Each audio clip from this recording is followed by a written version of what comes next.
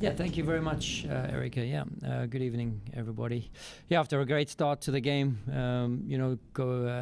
Quinny scores a worldie of a goal.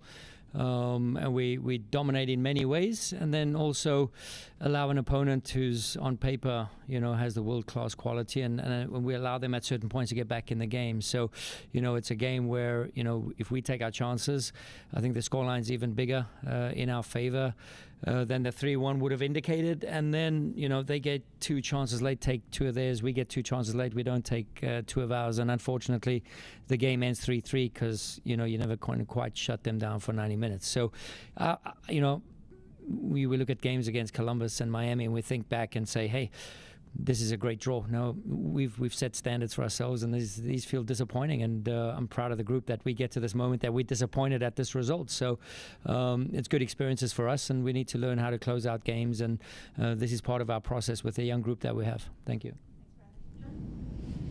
So what you just said about closing out games, counter-pressing teams will sometimes have decisions to make in those last 5 or so minutes of what pace to play at. What pace did you want your guys to play at in terms of to keep pushing before the equalizer? Yeah, I don't think keep we pushing kept... or take it to the corner, slow down, whatever it may be. Yeah, I think we pushed in the areas that we needed to. They were pinning us back. We were deep in our half, so it's not even counter-pressing. Counter-pressing is when we have the ball and lose it. So, we had to change the system. We had to get Frankie on the field to mitigate their crosses and make sure we did that. And, unfortunately, yeah, they find ways to get back in, and that's what they do. The one goal comes from that left side. They were trying to exploit that pretty much all night. It seemed like from about the 20th minute on to the end of the first half, you guys did a pretty good job at containing what Alba and Allen were trying to do there. What was the adjustment you made in the first half, and then what did you see that, I guess, the adjustment they made that they really kind of... Yeah, we just changed a little bit of our pressing schematic because they started building with a 4 and then, they built with a 3. So we just had to change the triggers of our 10s, how we're releasing and how we're putting pressure on the ball with our strikers. So, that was not much changed. I thought we got better towards the end of the half, and then we get to double our lead. So, throughout the game, Messi starts dropping deeper and what have you. So then we just have to get Chucho on the field to try and mitigate those spaces with Danley and Jovan Lukic. So, for the most part, I thought we found moments then to mitigate it if we take our chances in those moments of transition. Like I said, I think the scoreline's higher than the 3-1, but then we don't. And they take their 2 and we don't. Hit back on something you mentioned in your opening statement about you've gotten to this point now where these draws with Columbus and Miami are disappointing. Sure. So you're at this point now. Is it good for the club that you're building up to this point, or is it still like you still have room to grow because these 2 teams came in and got a point off you both at the death? Yeah, listen, we beat Galaxy at the death, so that's this type of a game that's what it is, right? So to be where we are after 4, 5, 6 months, I say it every week. What group we have here and the gentleman that we have, and I'm afforded the opportunity to coach these guys, and it's amazing to see their growth.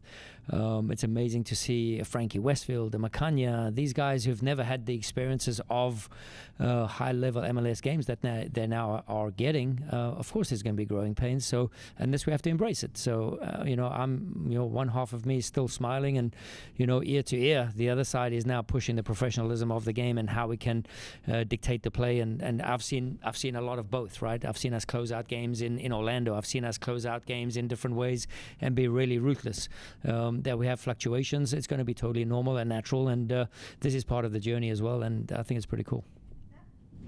Bradley, what did you make of the job that Jacob and Owethu did against, obviously, Suarez trying to do a lot of stuff out there, the challenge of Messi? What did you make of the job? Yeah, I think if Messi starts drifting towards a left back or a right back position, I think they've done their job pretty well. And I think we've seen that over the night. And I thought they were pretty good, with their space defending. I think Allende gets in behind once.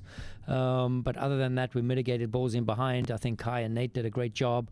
The one moment we give away the free kick, everyone holds their breath and hopes it doesn't, and we've seen it a million times that we get penalized for that, and then they start with a bit more belief, and obviously a little bit of panic and doubt and fear maybe creeps into the minds of the boys, which is also totally natural. So again, to then bounce back to have 2 chances at the end there, again, they took theirs, we didn't. The ties in, he just seems to be finding himself working his way into the right spaces. Sure. What have you seen from him lately? Yeah, good. I think, just as Suarez winds up our defenders, I think he's starting now to feel confident and also back himself, because he has a team behind him that commits to him. And I think there's a really good partnership growing, with whoever he plays with Bruno or with Mika or Dono, whoever's playing next to.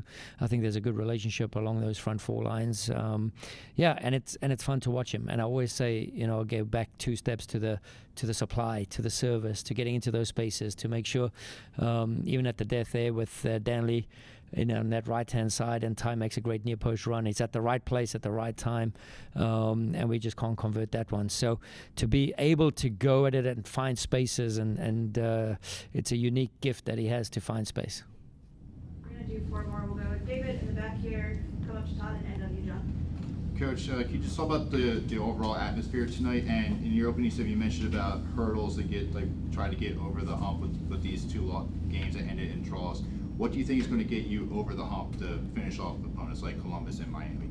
Yeah, just a little bit of experience.